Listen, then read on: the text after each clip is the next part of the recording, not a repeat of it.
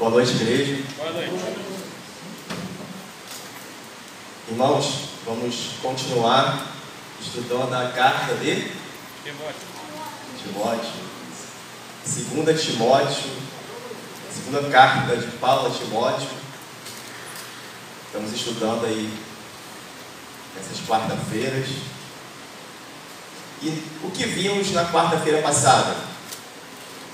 Irmãos, lembram? Os pontos da mensagem, o assunto. O que vimos na mensagem anterior? Vimos Paulo orientando a Timóteo sobre a essência do Evangelho. Vimos Paulo mostrando a Timóteo a ideia central, o ponto crucial do nosso Evangelho.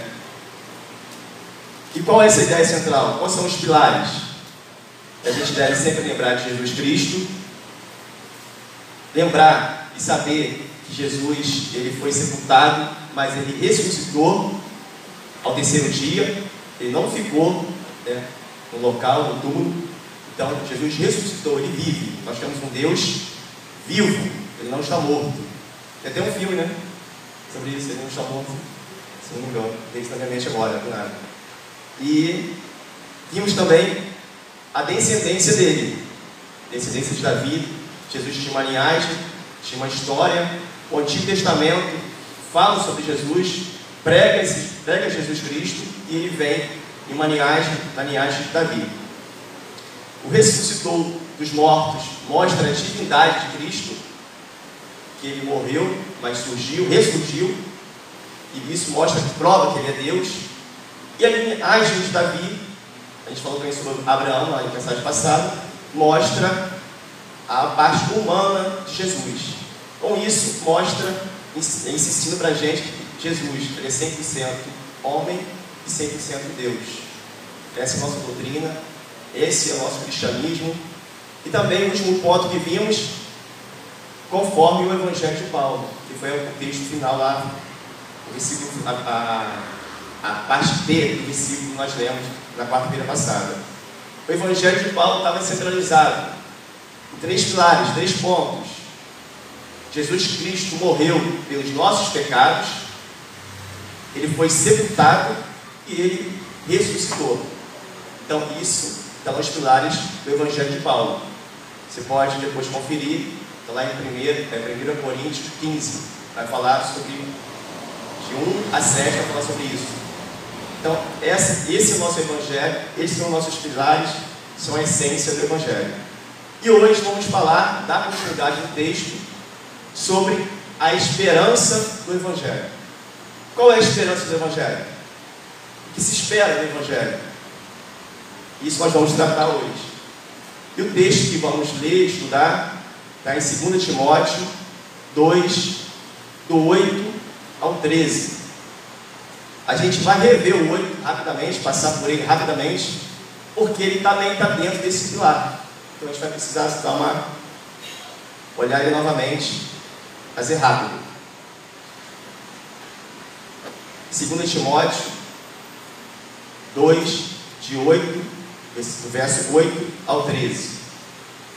Lembre-se de Jesus Cristo, ressurreto dentre os mortos, descendente de Davi, conforme o meu Evangelho, pelo qual sofro a ponto de estar preso como criminoso. Contudo, a palavra de Deus não está aprisionada. Por isso, tudo suporto, por causa dos eleitos, para que eles também desfrutem a salvação que está em Cristo Jesus, com glória eterna. Esta palavra é digna de confiança. Se morremos com Ele também viveremos. Se perseverarmos com Ele, também reinaremos. Se o negarmos, Ele também nos negará. Se somos infiéis, Ele permanece fiel, pois não pode negar a si mesmo. Vamos orar? Pai querido, Pai amado, Pai santo, Senhor Deus, muito obrigado por mais um dia, muito obrigado por essa oportunidade de estar aqui falando da Tua Palavra, daquilo que a gente vem aprendendo, Senhor, sobre Ti, sobre o Senhor, o Deus da Palavra, a Bíblia, que é a Sua revelação para nós, Pai. Nos ensina, nos mostra, Pai, qual é a Tua esperança, aquilo que devemos aprender hoje. É isso que eu oro, te pedindo perdão pelas minhas faltas, em nome de Jesus. Amém. Irmãos, nós estamos tentando, essas quarta-feira, estudar a palavra, trazer assuntos dentro do texto que nós estamos abordando, assuntos importantes, que está dentro da nossa doutrina bíblica, doutrina da nossa igreja, que é a denominação batista, assuntos importantes que devemos aprender. E hoje o assunto é a esperança do Evangelho. Qual é a esperança do Evangelho? Primeiro ponto para a gente hoje,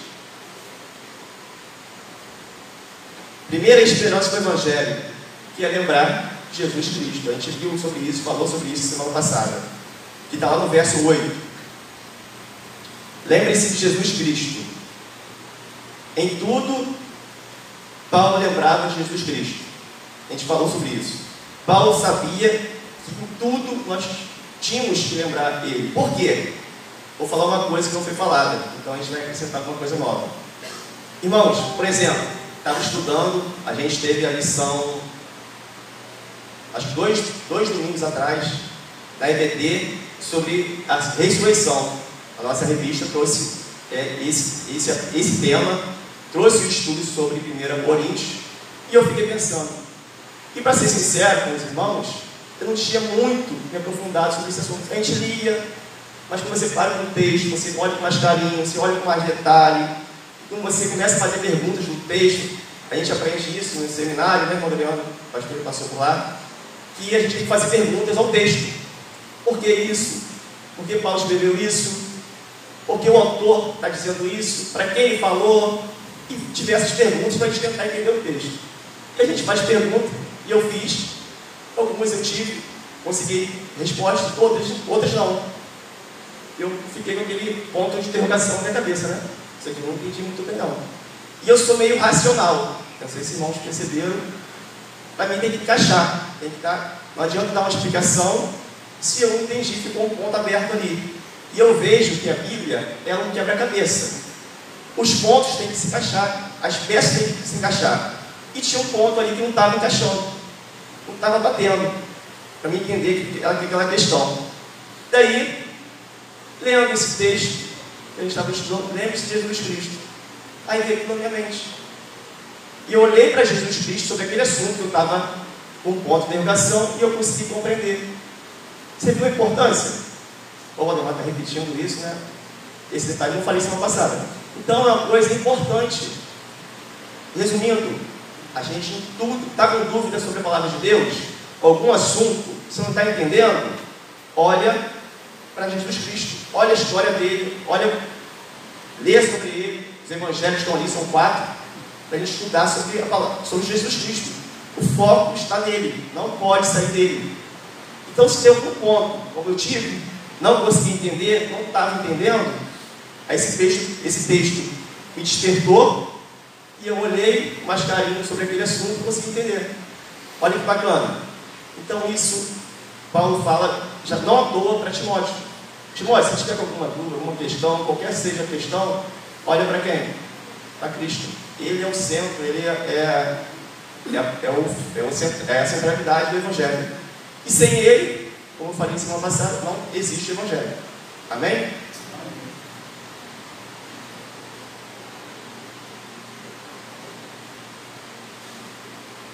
Jesus é a essência do Evangelho, como vimos na quarta-feira passada, mas ele também é a esperança do Evangelho, que é o ponto de hoje. Jesus é a esperança. Por quê? Ele foi e ele fez uma promessa, que ele vai voltar, não é isso? Ele vai voltar para buscar a sua igreja, aqueles que estão esperando ele. Ele foi, mas ele, eu estou indo, vou preparar a morada, vou preparar um lugar para vocês, mas eu estou retornando para buscar a minha igreja. Então Jesus, ele é o primeiro ponto, a esperança do Evangelho. Então nós temos que sempre lembrar em Jesus Cristo. Segunda esperança do Evangelho: ser imitador de Cristo. Está no capítulo, está no verso 9 e 10. pelo qual sofro a ponto de estar preso como criminoso. Contudo, a palavra de Deus não está aprisionada. Por isso, suporto tudo por causa dos eleitos, para que eles também desfrutem a salvação que está em Cristo Jesus, com glória eterna. Paulo, quando ele escreveu a Timóteo, a segunda carta, ele estava preso, aprisionado em Roma, perto da sua morte. Ele escreve essa carta para dar as últimas instruções a Timóteo, e ele estava sofrendo dificuldades ali. E olha no verso 9, na parte A do versículo: pelo qual sofro a ponto de estar preso como criminoso. Ele era visto por Roma como criminoso. Podemos destacar 2 pontos aqui sobre essa questão. Primeiro ponto: Paulo se lembrava de Jesus. Jesus veio ao mundo e não ficou sem sofrimento.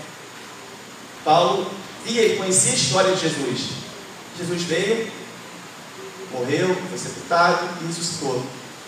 E ele entendia que ele precisava passar também por aquilo. Era um processo para ele. Paulo estava firmado na palavra de Jesus. Vamos ver Mateus 5:10, o que diz.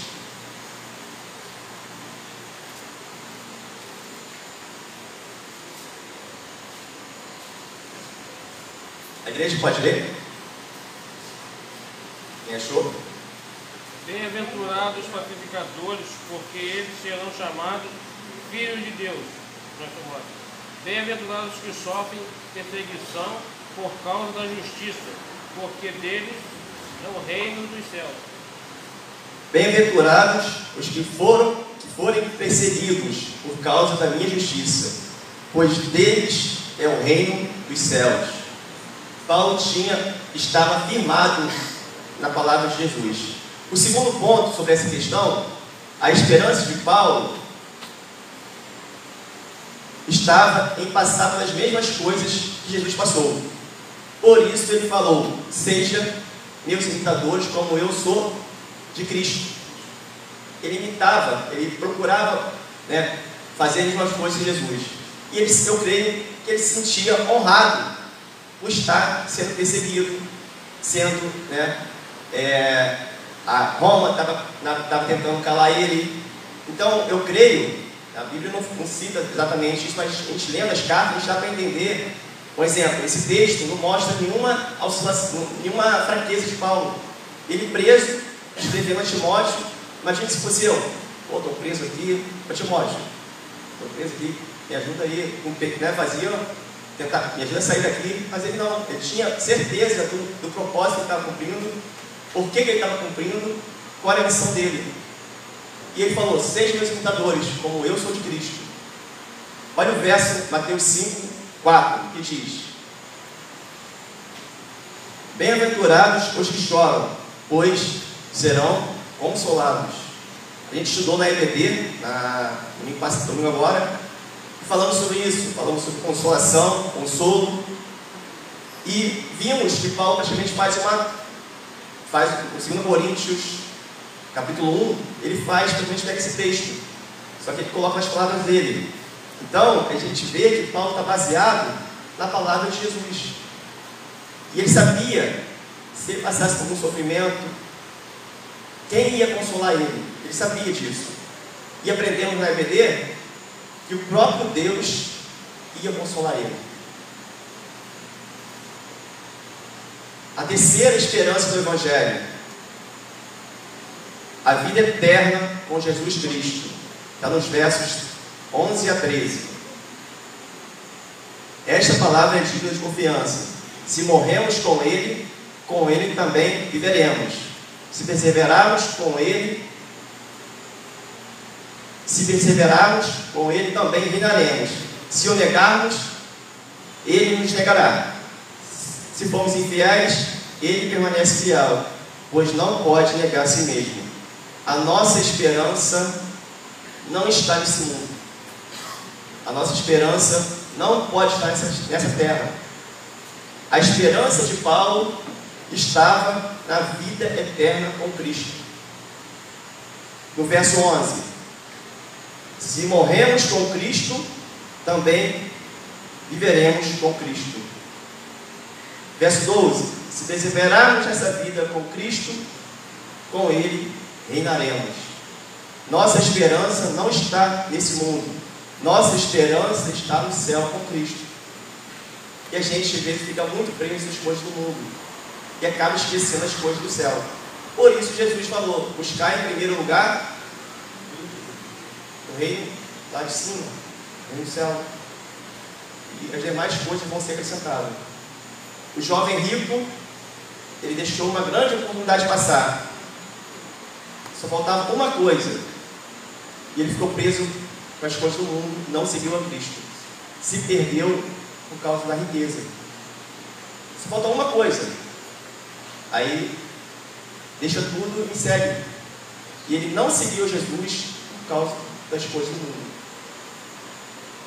1 Coríntios 15, 19. É um texto que foi citado na nossa EBD, a gente trouxe também para ajudar.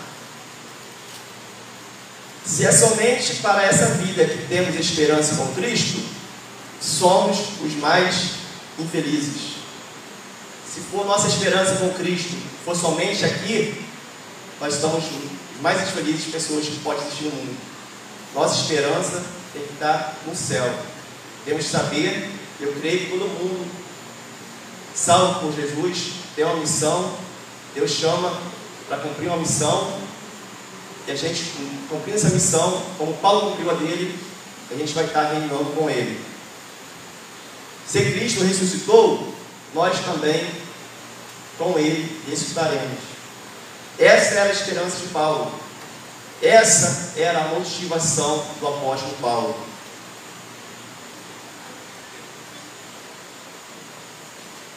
Irmãos, para a gente concluir a mensagem, as 3 esperanças e motivações do apóstolo Paulo são: lembrar sempre de Jesus Cristo, ser imitador de Cristo, e a esperança de Paulo era ter a vida eterna com Cristo. Uma ilustração, a gente estava pensando sobre ela, a gente testou lá na EBD, a gente vai testando, né, até mensagem, né, pastor? Não sei se pastor assim, eu testo em casa, converso com um, converso com o outro, né, e vou o argumento, né, para a gente trazer já pronta para cá. E imagine o seguinte: o ano já está chegando aí, final de ano, 2024 já está chegando, já está às portas, né, irmão? E se alguém chegasse para você e falasse assim: ó, vamos trabalhar o dia de 2024 todo, o ano todo, e no primeiro dia do ano 2025 vai ter 50 milhões na sua conta. O que você vai fazer? Pensa aí. O que eu ia fazer? Eu ia esquecer de tudo. Eu ia trabalhar, me esforçar, eu ia me dedicar ao máximo, eu ia correr para a tarefa ser pronta, eu ia conseguir o objetivo na minha tarefa, eu ia trabalhar o quê? Motivado, alegre, feliz. A gente ia fazer de tudo. Correto? 50 milhões na conta, ano que vem, opa, vamos, eu me virar nos 30, como diz, né? Tem um programa nesse vídeo nos 30, eu me virar nos 30. É verdade ou mentira? Verdade. A esperança de Paulo, o tesouro de Paulo, ou esse simbolicamente os 50 milhões de Paulo, ele tinha certeza que estava lá no céu. Por isso, ele trabalhou motivado, cheio de esperança, cheio de alegria. A gente não vê Paulo oscilando, e a gente vê ele mantendo firmeza, do início ao fim do seu ministério. Ele não, mesmo passando todas as dificuldades, não sei se os irmãos já assistiram o filme sobre o apóstolo Paulo, muito bom, muito bonito, e a gente chora de ver aquilo. Porque as dificuldades, as dúvidas que eles tinham lá atrás, as perseguições, o cara preso, ele consegue escrever uma carta orientando, sem falar nele. Ele estava preocupado com o Evangelho, que o Evangelho mantém-se vivo, a essência do Evangelho. E nesses versículos aqui a gente vê a essência do Evangelho, e vimos também a esperança do Evangelho. Se essa esperança, se essa ideia não for a nossa esperança, isso não está fora do cristianismo. A gente tem que pensar em buscar a Deus, viver uma vida dedicada a Deus, para que lá no céu a nossa recompensa, a nossa vitória esteja lá. Amém, irmãos? Amém.